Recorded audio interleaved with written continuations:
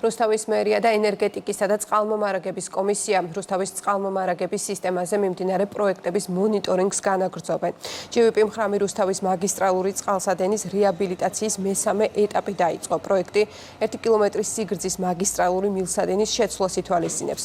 Georgian Water and Power მიმდინარე წელს რუსთავში 15 მილიონი ლარის ინვესტიციას განახორციელებს.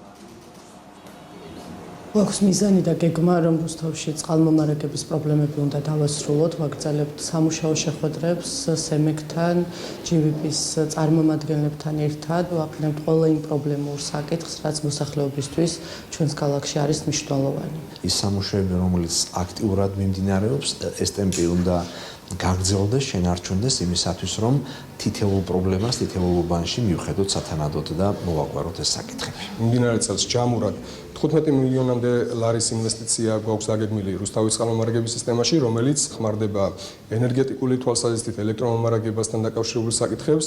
კერძოდ ჩვენ გვინდა რომ შევქმნათ მაქსიმალური დაზღვევა სატუმბის სადგურების ელექტრომომარაგებასთან დაკავშირებით, გავაჩინოთ ალტერნატიული კვების წყაროები.